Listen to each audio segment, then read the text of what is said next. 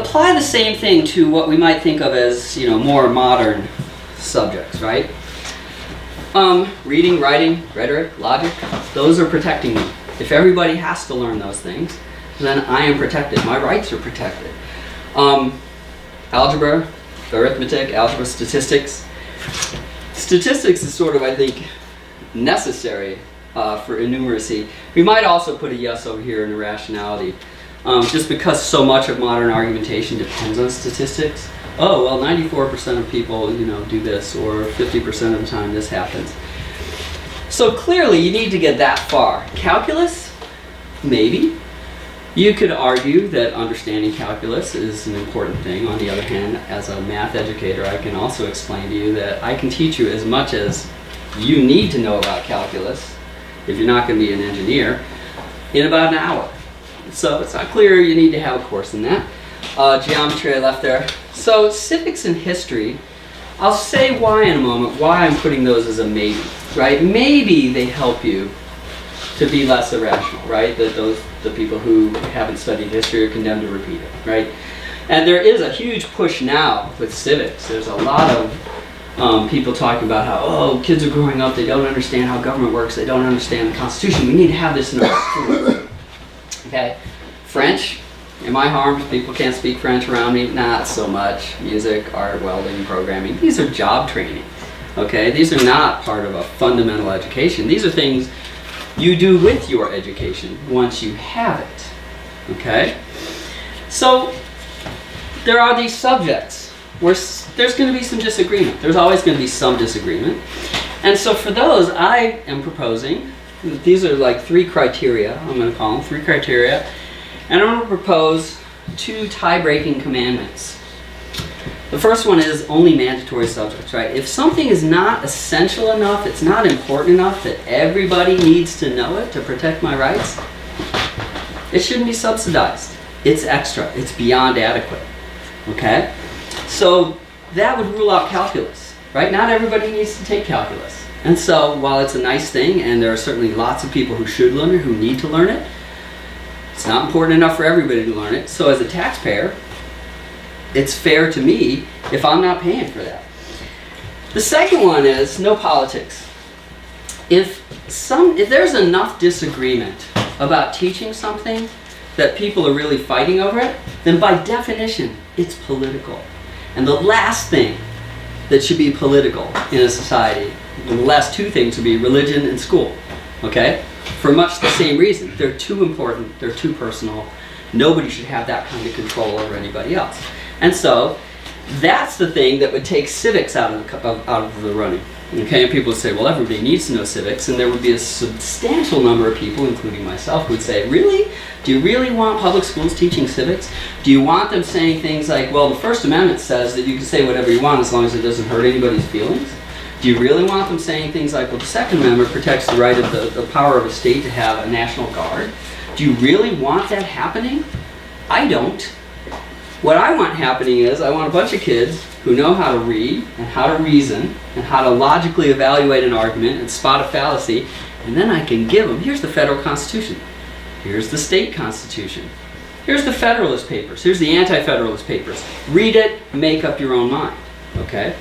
So, only mandatory subjects, no politics, right? And so our table then looks like this. Even though those are maybes, this no takes them out of the running. They are not important enough to be mandatory. And civics and history are political, almost by definition. Anybody who's teaching history is leaving some things in and taking some things out and putting a spin on it. Okay? And the way that, say, a course in World War II would get taught, depending on which teacher you've got and which textbooks they're using, could be 180 degrees apart. Okay? So, this is my framework, right?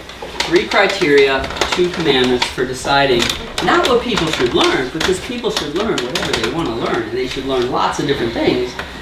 Not for what they should learn, but what should be subsidized. Okay, what is important enough to taxpayers, and what is focused enough that we could make sure actually that every kid is essentially getting the same education, no matter where they live, no matter who the parents are, right? you get through, a certain reading level. You have to demonstrate proficiency. Basically, people talk about like, oh my God, we'll have to test them and they'll be able to teach the test. And I'm like, great. I'm going to give you 100, or say 10 out of 100 randomly selected papers where they're trying to jerk you around and make you believe something that isn't true. And I want you to tell me how they're doing it. Teach to that test. I dare you. Okay? So, if this is, this is, essentially defining fairness to mean everybody reaches a well-defined finish line, and then they stop. And this directly addresses the biggest issues that we're facing, right? Forgetting money for a moment, which is the lack of proficiency. You've got these kids who are there for 12 years, they come out, they have no idea what's going on, they really can't, you give them stuff like, you're at McDonald's and something's, $3.61, you give them $5.11 and they're like a deer in the headlights, right? Or you go to, I guess there was a woman at one of Volinsky's presentations who stood up and said, I don't think it's fair that my kid doesn't get a laptop like the kid in the next town because they were lucky enough to have a glacier land in their town.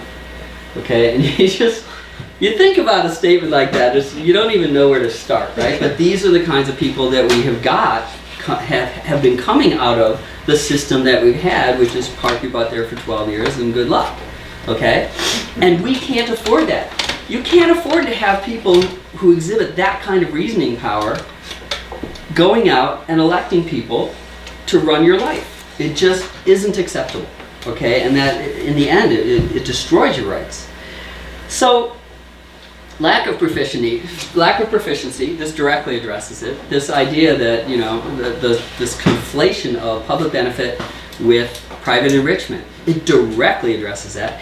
It actually would force us to deal with something nobody ever wants to talk about, which is the entanglement between education and daycare, right? Because as soon as time's out of the equation and kids can be learning anywhere at any time, suddenly this idea of warehousing them for the convenience of their parents becomes much harder to defend. And of course, somebody will go back to the Supreme Court and they'll find that somehow in the Constitution there's an article or there's state responsibility to provide daycare. But make them do it. Don't just give in. So, on the other hand, definitions of fairness that deal with money, with tax rates, those things are only indirect. You change this and you hope that there will be some indirect effect. And, as I hope I showed convincingly, decades of experience have shown us that doesn't work. That fails. So we know it won't work. I mean, we could. It's almost to the point where we could take the extra money out in the street, burn it, and dance around it, praying for improvement. And we'd have this advantage. At least we don't know that that doesn't work.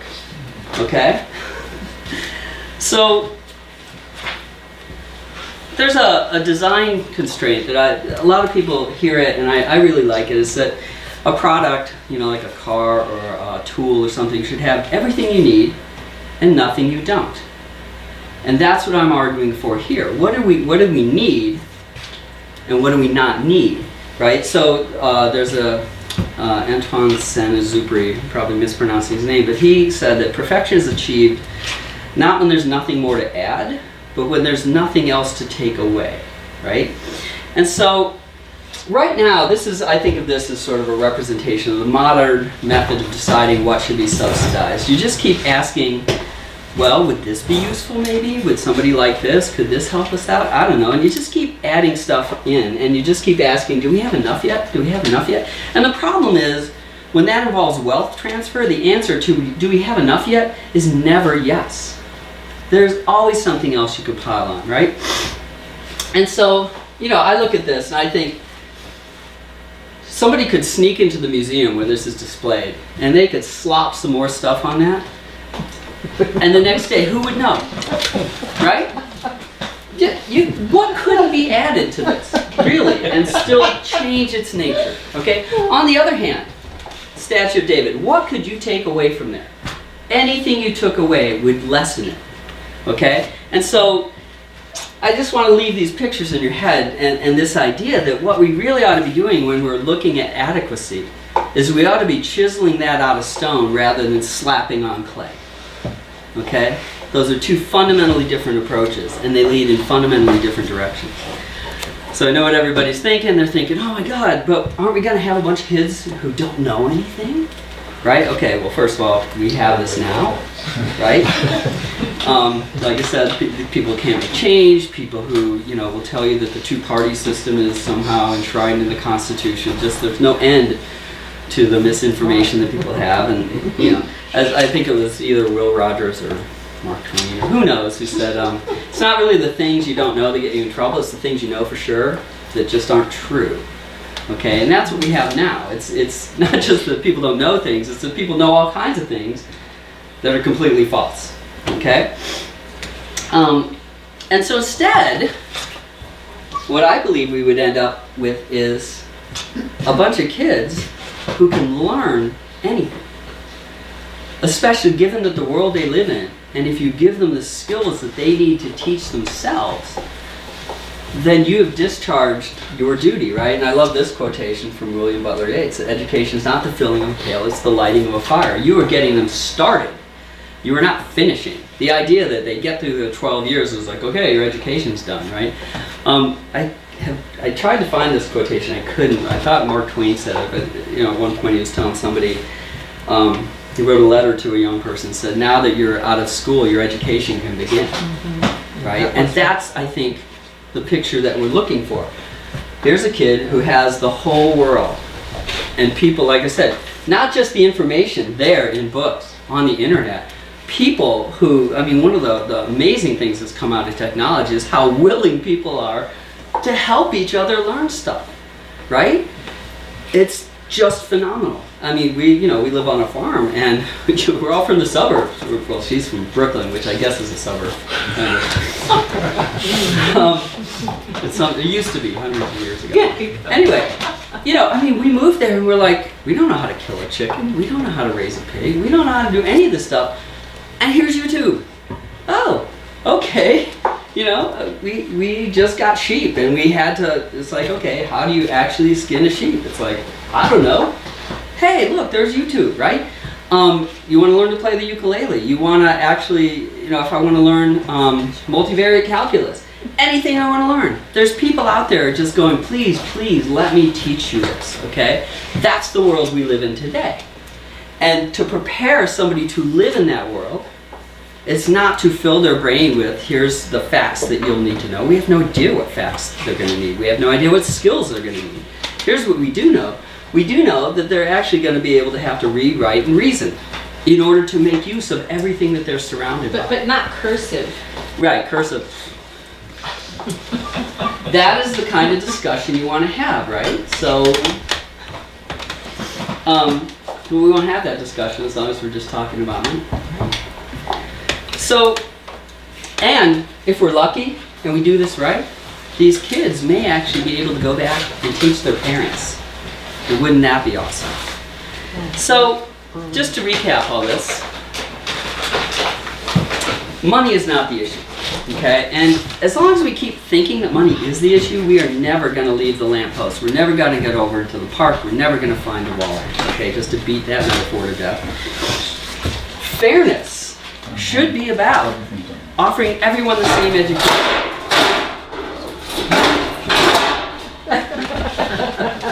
That's a senator for you. So fairness should be about offering everyone the same education, not the same amount of money, not the same time in a seat, not the same kind of pretty building, but the same result, okay? No more and no less, no matter where they live, who their parents are, what their situation is, right? And taxpayers should be subsidizing public benefits and not private enrichment. And this change creates a framework, right? These three criteria, the two commandments, they give us a principled way to actually decide what adequacy means, which will move us closer to our goal, the goal we all claim we want, which is an educated citizenry.